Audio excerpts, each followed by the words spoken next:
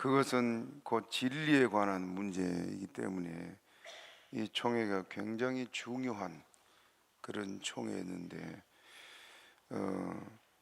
지난번에 말씀드린 대로 안디옥 교회에서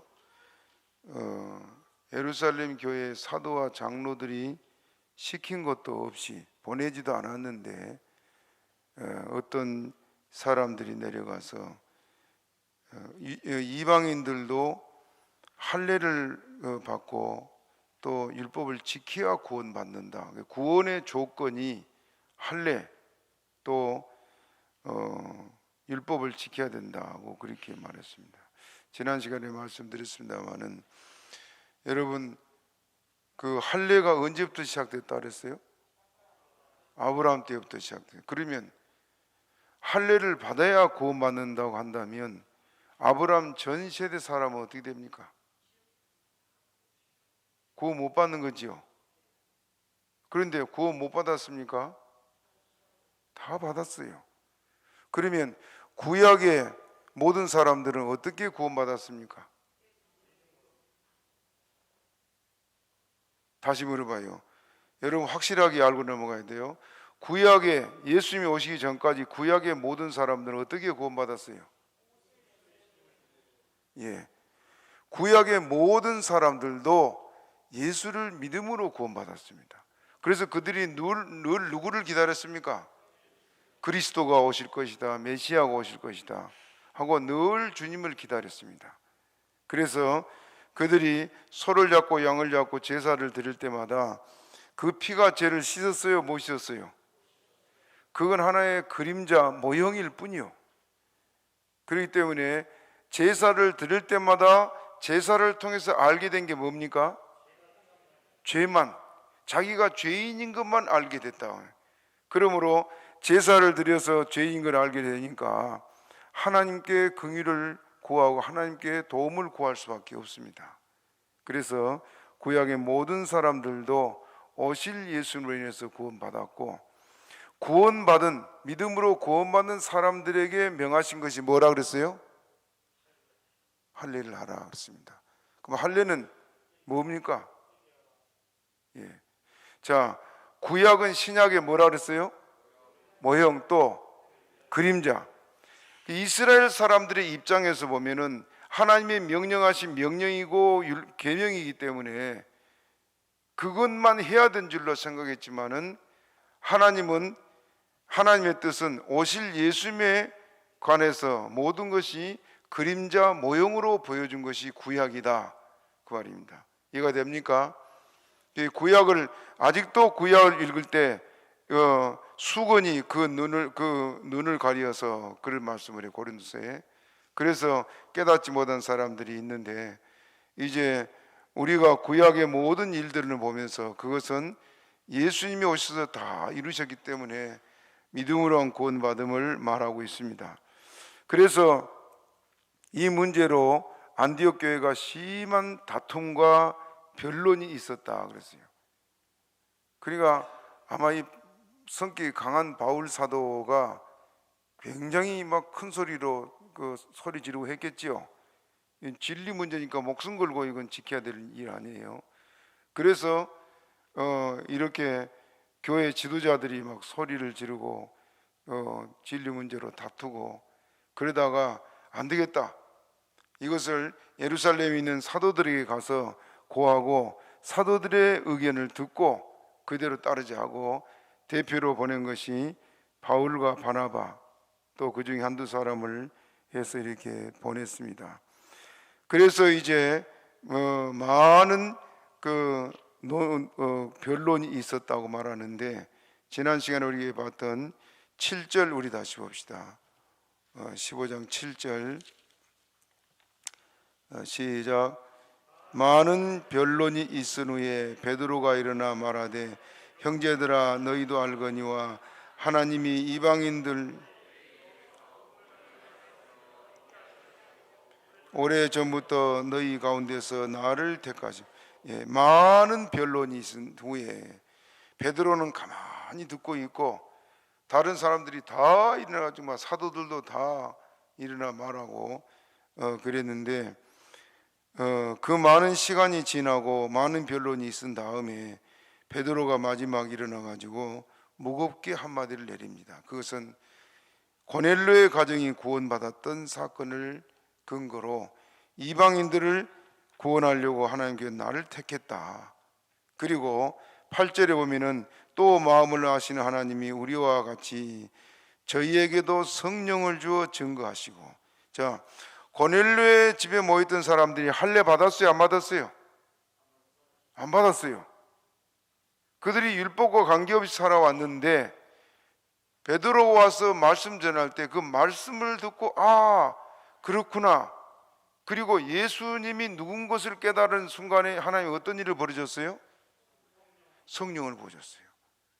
그래서 그들이 예언도 하고 방언도 하고 막 그걸 보고는 베드로가 안수해주고 그렇게 했지 않습니까? 이렇게 이방인들을 구원할 때 하나님께서 할례나 율법을 지키는 것을 조건으로 하지 않고 그들이 단순히 예수님에 관한 것을 들을 때 하나님이 성령 부어주시고 구원하셨다는 걸 베드로가 그들에게 말하고 있습니다. 그러면서 그들과 우리를 분간치 아니하고 믿음으로 구원받게 하셨다, 그렇게 말하는데 우리 9절을 같이 읽어봅니다. 9절 시작.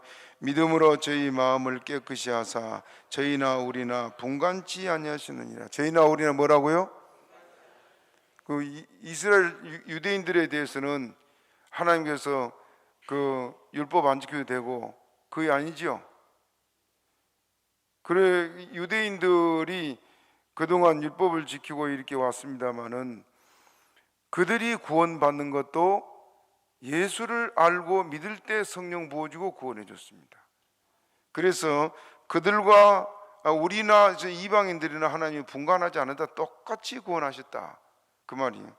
그러면서 우리 11절에는 우리가 저희와 동일하게 주 예수의 은혜로 구원받은 줄을 믿노라 하고 베드로가 말하니까 이제 갑자기 분위기가 조용해졌습니다.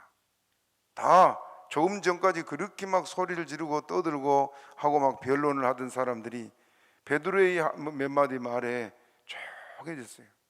분위기가 그 다들 그냥 서로 눈치를 보고 지금 조용히 있는데 그때 이 바울 사도가 바울과 바나바가 일어나서 지금 그 모인 그 무리들에게 분위기도 쇄신하고 그러면서 하나님의 이방인들 가운데서 한 역사를 말하고 있는 것이 12절입니다. 오늘 12절 우리 다시 읽어봅시다. 시작. 온 무리가 가만히 있어 바나바와 바울이 하나님이 자기들로 말미암아 이방인 중에서 행하신 표적과 기사 고하는 것을 듣더니, 바울과 바나바가 일어나 가지고 하나님께서 이방인들에게 행하신 모든 기사 표적 그것들을 그 선교 보고 형식으로 했습니다. 뭐에 대한 보고였습니까? 1차 전도 여행을 다니면서 하나님께서 이방인들을 구원하시는, 유대인들은 계속 핍박하지만은 하나님이 이방인들을 이렇게 우리를 통해 구원하셨다, 그것을 보고했다, 그 말입니다. 자, 이제 그 말을 쭉 하면서 하나님께서 지금 베드로의 말을 이어서 베드로가 이방인이나 우리나 분간치 않았다, 그리고 주 예수 이름으로 구원하셨다 하는 것을 말하니까 바울이 얼른 일어나 가지고 우리가 이방인 가운데 전도하러 돌아다니는데 하나님이 그들에게 많은 표적과 기사를 행하시고 그들을 예수 믿어 구원받게 했다는 전도 보고요. 그것은 지금 베드로의 말을 뒷받침하고 있지 않습니까? 그래서 하나님 이방인들에게 할례를 안 하고 율법 지키라고 안 해도 그들이 믿을 때 성령 부어주셨다 하는 것을 지금 말하고 있습니다. 자, 이제 이렇게 되고 나니까 13절을 같이 읽어봅니다. 13절 시작. 야고보가 대답하여 가로되 형제들아 내 말을 들으라. 그까지. 야고보, 여기 야고보가 누굴까요? 그 예수님의 제자들 가운데도 야고보가 있지요. 그런데 여기 나온 야고보는 지금 예수님의 동생 야고보입니다. 예수님의 동생 야고보는 사도에 들어가지도 않았지요. 그런데 야고보의 위치가 상당히 높았습니다. 초대교회에서. 야고보나 그 예수님의 형제들마저도 예수님은 안 믿고, 그렇게 사람들 앞에 나타나기를 원하면 예루살렘에 올라가시오 하고 형제들이 그랬잖아요. 그런데 이제 예수님이 십자가에 죽으시고 부활하신 그 이후에 마가의 다락방에 모여있던 사람들이, 그 어머니 마리아도 있었고 형제들도 있었고, 그들이 다 성령 받았단 말이에요. 그런데 그 중에 이 야고보가 예루살렘 교회를 감독하는, 요즘 말로 하면 교회 담임이 되는 그런 역할을 야고보가 했습니다. 그래서 나중에 야고보를 회유하다가 유대인들이 대지를 않으니까 야고보를 성전 위에서 밀쳐서 떨어뜨려 죽인, 그래서 순교했어요. 이렇게 야고보가 마지막까지 믿음을 잘 지키고 그랬었는데, 그 야고보가 일어나 가지고 베드로 사도의 말을 이제 뒷받침해서 말하는데, 먼저 그가 말하는 것은 선지자들의 예언을 가리켜 말하는데요. 14절 같이 읽읍시다. 14절 시작. 하나님이 처음으로 이방인 중에서 자기 이름을 위하여 백성을 취하시려고 저희를 권고하신 것을 시므온이 고하였으니. 시므온이 누구예요? 우리가 시므온, 그런데 시므온은 헬라식 이름을 시므온 그러고, 헬라식 이름은 시몬이라 하고, 히브리 이스라엘 사람의 고유 언어인 히브리 말로는 시므온 그래요. 시몬이 누구예요? 그러면 시몬 베드로예요. 이 베드로의 말을 말하고 있어요. 야고보가 하나님이 시몬을 통해서, 베드로를 통해서 역사하신 것을 말하면서 15절부터는 이 선지자 아모스가 예언한 아모스 9장 11절부터 12절의 내용을 인용하고 있는데, 우리 한번 읽고 넘어갑시다. 15절부터 시작. 선지자들의 말이 이와 합하도다. 기록된 바 이후에 내가 돌아와서 다윗의 무너진 장막을 다시 지으며 또 다시 지어 일으키리니, 이는 그 남은 사람들과 내 이름으로 일컬음을 받는 모든 이방인들로 주를 찾게 하려 함이라 하셨으니, 즉 예로부터 이것을 알게 하시는 주의 말씀이라 함과 같으니라. 아모스 9장 11절 12절을 인용해서 말하고 있습니다. 여기 지금 16절에 보면은 이후에 내가 돌아와서 다윗의 무너진 장막을 다시 지으며 또 그 퇴락한 것을 다시 지어 일으키리니. 이게 뭘 말일까요? 다윗의 무너진 장막을 다시 지으며 퇴락한 것을 다시 일으키겠다는 말이 무슨 말일까요? 이스라엘 백성들은 문자 그대로 성경을, 유대인들은 늘 봤습니다. 그런데 성경을 우리가 이제 보면은 예수님이 하신 말씀, 또 선지자들이 하는 말씀 속에는 그것이 영적인 것을 말하고 있어요. 그렇지요? 그래서 쉽게 고넬료가 밤중에 찾아왔을 때 사람이 거듭나야 천국을 볼 수 있고 들어갈 수 있다. 그런데 고넬료는 뭘 생각했어요? 어머니 뱃속에 들어갔다 해나 하고, 실제로 거듭나야 되나, 다시 태어나야 되나 보다 생각했는데, 주님은 뭘 말했어요? 성령으로 영이 살아나야 된다. 영이, 그걸 말하고 있습니다. 그렇지, 그와 같이 여기 지금 다윗의 무너진 장막, 그 말은 영적인 교회를 가리켜 말하고 있습니다. 유대교 율법주의자들이 이스라엘이 전통적으로 믿고 따라온 것이 메시아여 그리스도지요. 예? 구약에도 누구를 기다렸다고요? 예수님 기다려 살아. 예수님. 그 예수를 믿음으로 구원받았는데, 유대인들이 이 바빌론에서부터 돌아온 이후에 그들이 율법으로 돌아갔습니다. 그래서 율법을 철저히 지켜야 구원받는 것처럼 잘못 착각을 했다고 말입니다. 그래서 영적으로 퇴락한 것이 바로 다윗의 장막이다. 장막은 뭐예요? 성전이고, 성전은 뭐라 했습니까? 예수님이요. 예수를 믿음으로 구원받는데 그것이 무너뜨려 버린 것이 유대교회였다. 그래서 그것을 다시 하나님께서 일으키고 지을 것이다 하는 걸 말하고 있습니다. 그것을 아모스 선지자를 통해서 예언한 말씀이요. 이제 야고보가 이 말을 하면서 19절을 같이 봅니다. 19절 시작. 그러므로 내 의견에는 이방인 중에 하나님께로 돌아오는 자들을 괴롭게 말고 다만 우상의 더러운 것과 음행과 목매어 죽인 것과 피를 멀리하라고 편지하는 것이 가하니. 야고보가 일어나 가지고 이 네 가지를 말하면서 그것을 가결해서 이방인들에게 보내는 것이 옳다고 생각한다고 말했습니다. 그래서 결과적으로 그것이 이제 그 결의가 됩니다. 이 총회에서 마지막 결의가 29절을 같이 봅니다. 28절 29절 시작. 성령과 우리는 이 요긴한 것들을 위해 아무 짐도 너희에게 지우지 아니하는 것이 가한 줄 알았느니 우상의 제물과 피와 목매어 죽인 것과 음행을 멀리하라. 이에 스스로 상가면 잘 되리라. 평안함을 원하노라 하였더라. 가결하고 보낸 내용이 바로 이 야고보가 한 말, 그걸 가지고 이제 이 회의를 마치고 있습니다. 그러면 20절 다시 넘어가서 20절이나 29절의 말씀이 같은데 여기 네 가지를 말하는데 이걸 금해야 될 것 네 가지. 첫째는 우상의 더러운 것 그랬어요. 우상 숭배는 우리는 아무렇지도 않게 생각을 하기 쉬워요. 예를 들어서 집에 제사 지낸다. 아무것도 아닌 것처럼 그냥 뭐 그럴 수도 있지 생각하지요. 그런데 하나님 편에서는 어떻습니까? 하나님 편에서는 그건 아주 가증스럽고 더러운 것이 우상 숭배입니다. 왜 그럴까요?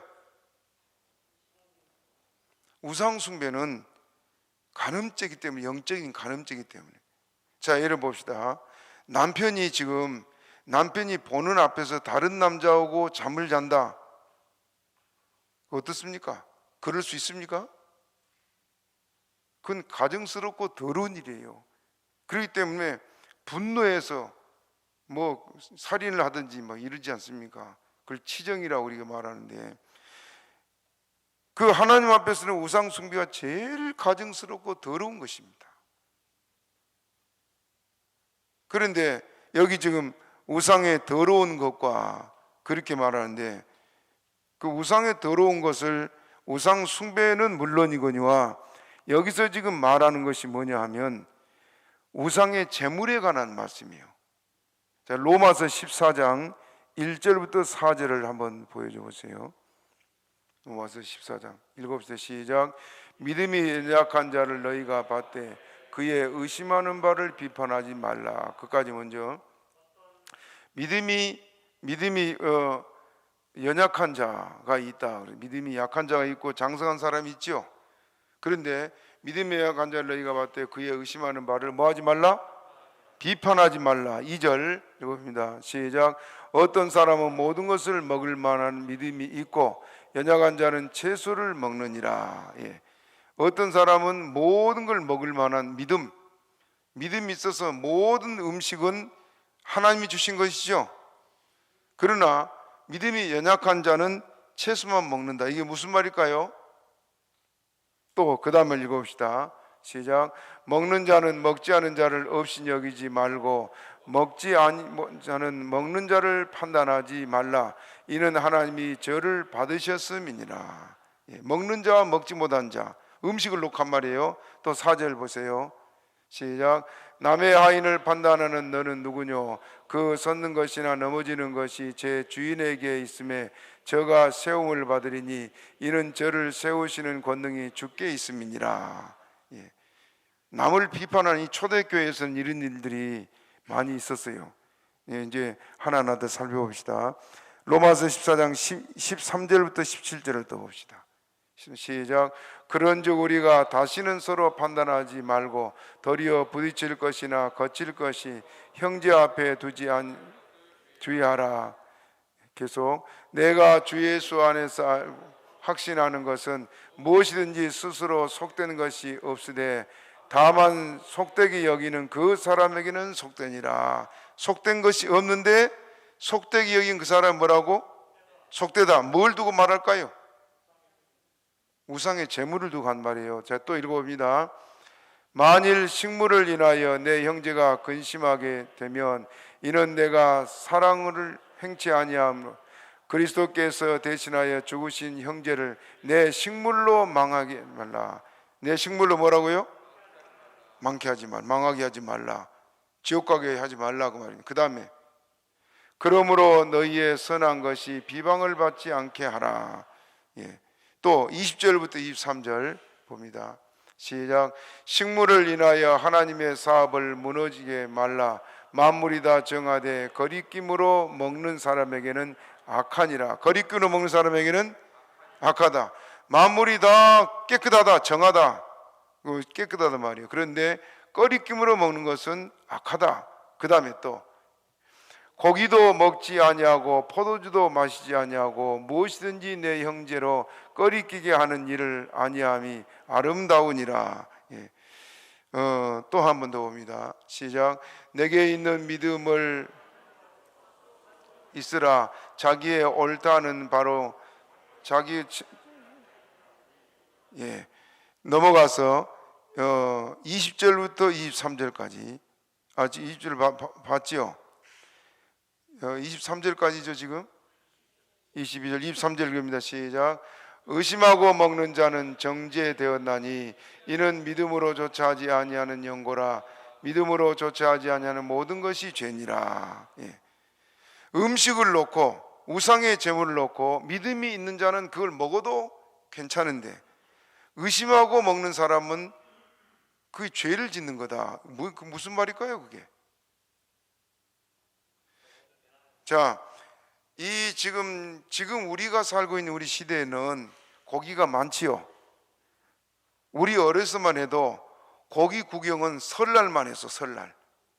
설날도 닭고기 뭐 한 마리지 반 마리지 모르겠지만은 닭을 이렇게 잘라 가지고 그 떡국에 넣어준 것이 끝이에요. 1년에 딱 한 번 먹는 고기도 그렇게밖에 못 먹었습니다. 몇 점을 먹었는지 몰라. 그렇게 고기가 귀한 때에 지금 이제 다시 초대교회로 돌아가 보면은 고린도 아테네에 바울 사도가 아테네의 어느 공원에 가니까 아테네 공원에는 지금 우리가 생각하는 공원 같이 아이들이 놀고 뭐 사람들 노는 것이 아니고 거기는 철학자들이 와서 자기가 깨달은 것을 사람들에게 발표하고 그래 가지고 토론하고 옳은 것은 좋다고 아는 것은 막 비판하고 그런 장소예요. 자, 그런데 바울 사도가 아테네에 있는 한 공원을 가니까 거기에 우상이 쭉 서 있었다 그랬죠.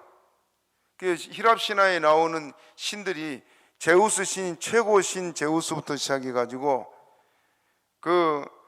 자기들이 생각해낼 수 있는 모든 신들을 다 만들었어요.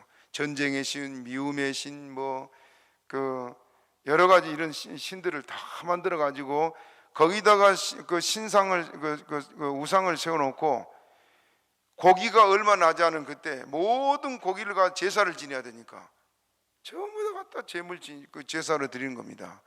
그러면 그 제사 지낸 걸 가지고 어떻게 했느냐? 또 시장에 갖다 팔았어요. 그러니까 시장에 갖다 팔면 사람들이 그걸 갖다가 먹는데 먹을 때 어떤 생각할까요? 이건 신에게 바친 제물이다. 그럼 마음에 먹는 것을 두려워하고 꺼려하고 그러면서도 고기가 먹고 싶은 게 먹어요. 그런 사람이 어떤 사람이냐? 믿음이 약한 사람. 그래서 그걸 먹으면서 마음에 우상을 숭배하는 그런 마음을 가지고 지금 우상에 바쳤던 게 그 신이 무서워서 신에 대한 두려움을 가지고 음식을 먹으니까 그것이 우상 숭배가 된 것이다 그 말이에요. 알겠습니까? 믿음이 있는 사람은 뭐 우상에 바쳤든 안 바쳤든 상관없이 이거 하나님이 주신 음식인데 하고 먹으면은 꺼리낌이 없이 먹는 건 죄가 안 되는데, 그걸 우상에 바쳤던 제물이라 생각하고 먹으면은 그게 우상을 섬기는 죄와 같다 그 말입니다. 그래서 그 문제를 가지고 초대교회가, 이방인 초대교회들이 많이 고민을 했어요. 그래서 지금 여기 우상의 제물에 관한 걸 말하는데, 다시 그러면 좀 더 쉽게 알기 위해서 고린도 전서를 가봅시다. 고린도 전서 10장 14절을 먼저 봅시다. 14절 시작. 그런즉 내 사랑하는 자들아 우상 숭배하는 일을 피하라. 우상 숭배는 뭐라고요? 피하라. 또 27절 28절 봅니다. 시작. 불신자 중 누가 너희를 청하며 하거든 너희 앞에 무엇이든지 차려놓은 것은 양심을 위하여 묻지 말고 먹으라. 자, 불신자들이 초청을 해가지고 음식을 차려놨어요. 그러면 그 음식에는 지금 그때 당시에는 만연된 것이 우상에 바친 제물들이니까 그걸 혹시 이거 우상에 바쳤던 제물 아닌가? 그렇게 꺼려지는 경우가 있단 말이에요. 그런데 이방인, 믿지 않은 이방인이 초청해가지고 음식을 차려놨을 때 양심을 위해서 뭐라고요? 묻지 말고, 우상에 바쳤네 안 바쳤네 묻지 말고 그냥 먹으라. 왜? 누구 것이니까? 그건 하나님 주신 것이니까. 그 다음에 28절 읽어봅시다. 28절 시작. 누가 너희에게 이것이 제물이라 말하거는 알게 한 자와 및 양심을 위하여 먹지 말라. 예. 사람들이 음식을 먹으려고 그러는데 이거 우상에 바쳤던 제물입니다. 그럼 뭐라 그랬어요? 먹지 말라. 예. 그렇게 말하는 사람과 자기 양심을 위해서 먹지 말라. 먹어도 괜찮은데 그걸 먹는 걸 보고 그 사람들이 저 사람은 우상에 바친 제물을 먹네. 그 믿음 어린 사람이 옆에서 보고 있다가 그럼 나도 먹어도 되겠다. 그리고 먹으면서 자, 두 사람이 지금 믿음이 있는 사람 먹을 때 이건 하나님이 주신 음식이다 생각하고 먹지요. 아무 거리기 없어요. 근데 믿음이 약한 사람은 먹을 때 어떤 생각을 해요? 우상에 바쳤던 대문이니까 우상을 숭배하는 마음으로, 생각하는 마음으로 먹게 되니까 마음으로 우상 숭배 죄가 된다고 말이에요. 그래서 이것은 우상에 바치던 제물이라 말하면 양심을 해서 뭐라고요? 묻지 말고 먹지 말아라. 그리 말하고 있어요. 또 고린도전서 8장을 봅니다. 고린도전서 8장 1절에서 4절 시작. 우상의 제물에 대하여는 우리가 다 지식이 있는 줄을 아나 지식은 교만하게 하며 사랑은 덕을 세우나니 만일 누구든지 무엇을 아는 줄로 생각하면 아직 마땅히 알 것을 알지 못하는 것이요 또 누구든지 하나님을 사랑하면 이 사람은 하나님이 아시는 바 되었느니라. 그러므로 우상의 제물 먹는 일에 대하여는 우리가 우상은 세상에 아무것도 아니요 또한 하나님은 한 분밖에 없는 줄을 아노라. 예. 우상은 뭐라고요? 아무것도 아니다. 하나님 한 분밖에 없다. 신은 하나님밖에 없다. 그래 그걸 먹을 때 그걸 꺼리지 말아라 그 말이에요. 또 고린도서 8장 7절에서 13절 봅니다. 시작. 그러나 이 지식은 사람마다 가지지 못하여 어떤 이들은 지금까지 우상에 대한 습관이 있어 우상의 제물로 알고 먹는 거로 그들의 양심이 약하여지고 더러워지느니라. 자, 잘 봐요. 어떤 이들은 지금까지 우상에 대한 뭐가 있어서? 전에 우상을 섬기던 그 습관이 있어서 우상을 섬길 때 여러분 정성을 다하고 두려워하고 섬겨요? 그냥 대충 드려요? 우리가요 하나님 앞에 나와 예배드리는 우리는 하나님 앞에 어떻게 마당은 밟고 하고 그냥 대충 드리고 가는 사람이 많은데 우상 숭배하서는 안 그럽니다. 아주 떨고 겁을 먹고 정성을 다하고 그렇게 그 제사 지내요. 그렇죠? 예, 우리가 어떻게 보면은 우상 숭배하는 사람들보다 못하게 하나님을 섬긴 경우가 많습니다. 자, 다시 그 말씀 보여줘 보세요. 자, 지금까지 우상에 대한 습관이 있어서 우상의 제물로 알고 먹는 거로 그들의 양심이 약해지고 어떻게 됐다? 더러워졌다. 무슨 말입니까? 더러워졌다 말이 우상을 섬기는 마음, 우상을 섬기는 죄를 지었다 그 말이에요. 우상 섬기는 게 더러운 일이죠. 그 다음에 또 보여줍니다. 시작. 식물은 우리를 하나님 앞에 세우지 못하나니 우리가 먹지 아니하여도 부족함이 없고 먹어도 풍성함이 없느니라. 또 그런즉 너희 자유함이 약한 자들에게 거치는 것이 되지 않도록 조심하라. 우리는 자유함을 얻었지요. 모든 얽매임에서 자유를 얻었어요. 우리가 그 우상의 점을 먹어도 되고 안 먹어도 되고 그래요. 저희는 어려서 그 가을에 시제를 지내잖아요. 시제를 지내면 우리 몫이라고 이 시제를 지내면 떡이고 뭐고 이렇게 갖다 주더라고요. 그 뭐 아무 생각 없이 먹었어요. 근데 그 먹었던 것이 죄가 될까요? 아니요. 그래, 우상을 섬기는 것을, 우상을 생각하고 먹는 것이 죄다 그 말이에요. 자, 그래서 우리 양심으로 인해서 다른 사람으로 죄를 짓지 않도록 그렇게 하라고 말하고 있습니다. 예, 그래서 지금 이 예루살렘 교회가 안디옥만 아니라 이 지역에 지금 여러 교회들을 가리켜 말하고 있는데, 이곳에 지금 교회들에게 편지를 하기를 23절 읽어봅시다. 23절 시작. 그 편지를 붙여 이르되 사도와 장로된 형제들은 안디옥과 수리아와 길리기아에 있는 이방인 형제들에게 문안하노라. 예, 안디옥 또 수리아, 길리기아, 여기 어디예요? 바울 사도가 1차 전도 여행을 다녀온 곳들이지요. 이것이 여러 교회들에게 이것을 지금 보내고 있습니다.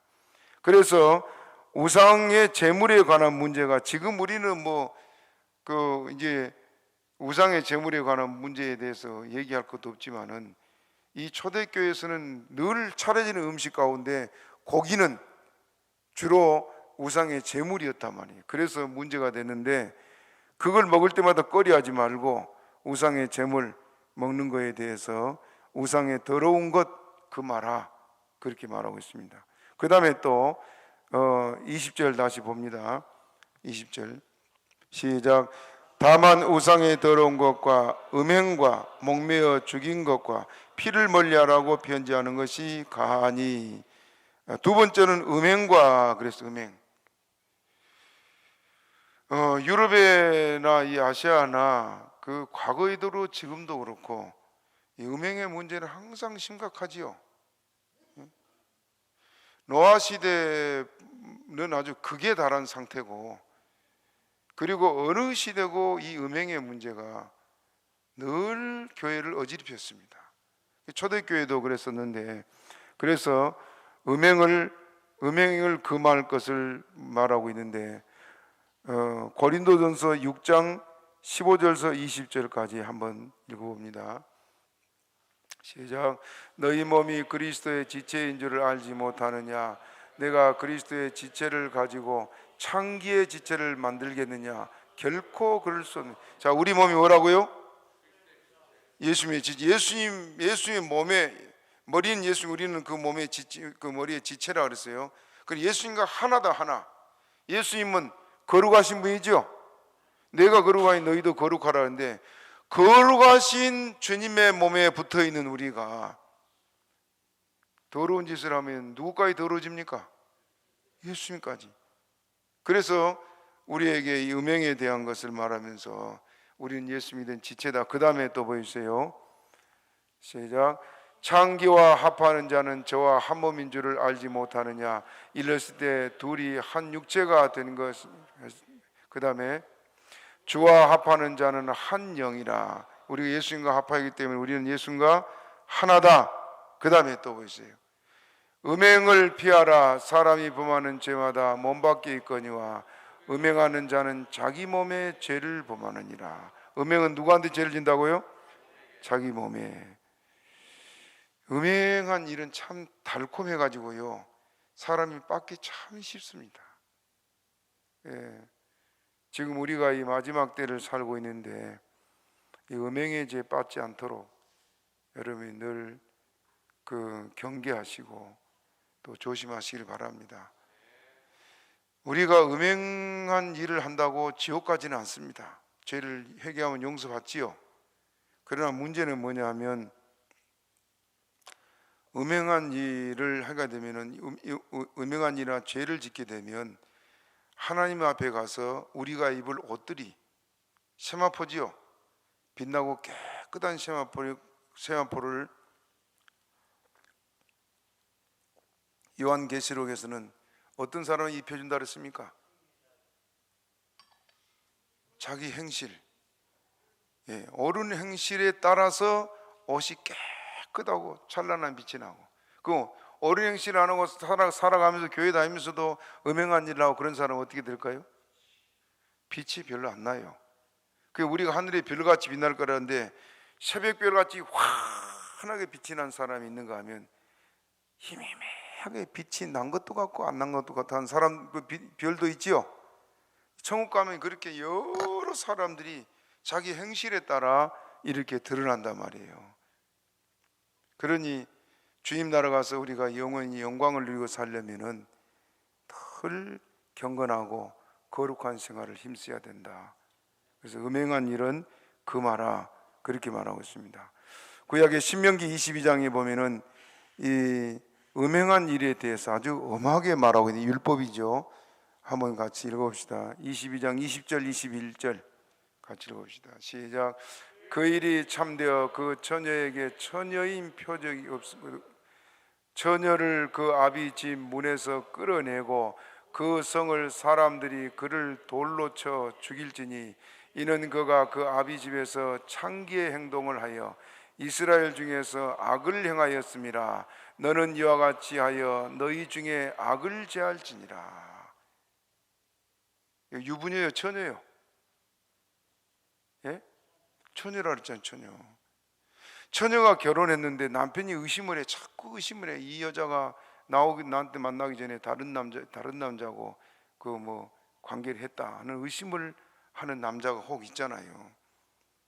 그러면 처녀인 표를 보여줘야 된다. 그 표를 내놔라. 표를 못 내놓으면은 그 사람은 간음한 여자로.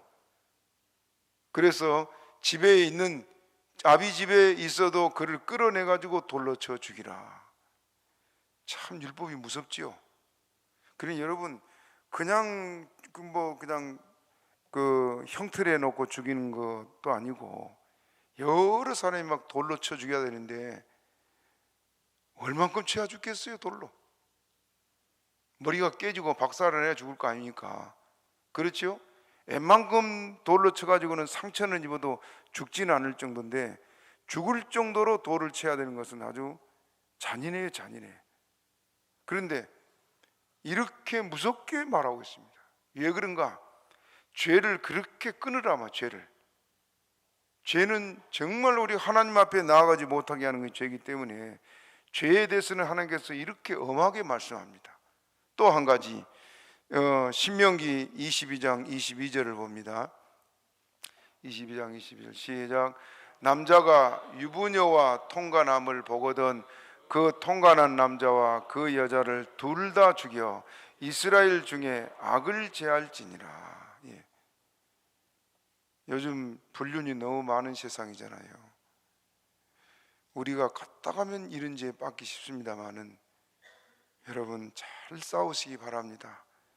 이런 유혹에 잘 싸워서 이기고 나면 주님 나라에서 승리자라는 칭호와 함께 상을 줄 줄로 믿습니다. 그 육체를 생각하면 즐기고 싶고, 오늘도 뭐 신문인가 보니까 뭐 어디 인터넷에 어디 나온 거 보니까 클럽에 춤추는 데지요. 클럽에 춤추는 사람들이 막 얼마나 빼곡이 있어가지고 춤을 추리다가 걸렸대요.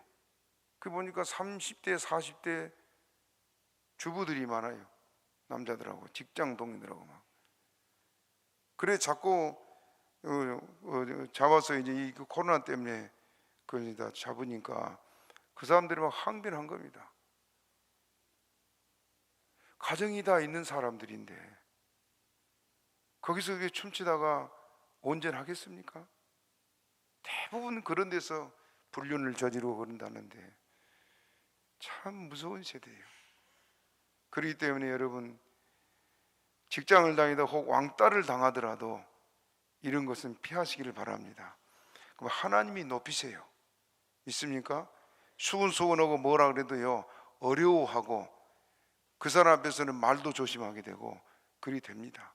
하나님이 존귀하게 만들어 주세요. 믿습니까? 그래서 이 음행은 멀리하라 하고 말씀하고 있고, 그 다음에 세 번째 말씀이 뭐예요? 20절에 목매어 죽인 것, 그 다음에 피를 멀리하라. 다른 것이 아니고 이거 좀 애매한 것 같은데요, 여기 피를 멀리하라는 말은 뭐냐 하면 이 이방인들이 피를 많이 먹었습니다. 피를. 우리나라도 그렇지요. 짐승의 피를 막 따가지고 먹고 막 그런데, 근데 저는 선지를 안 먹습니다. 성경에 이건 구약의 율법도 그렇지만은 신약에 지금 사도들도 명한 거 아니에요. 피를 먹지 말라. 자, 창세기 9장 4절을 읽어봅니다. 시작. 그러나 고기를 그 생명되는 피째 먹지 말 것이니라. 하나님이 최초로 노아와 그 자손들에게 고기를 먹으라 그런 말 했어요. 그 전에 고기 먹었을까요? 안 먹었을까요? 노아 홍수 심판 전에는 고기 안 먹었어요.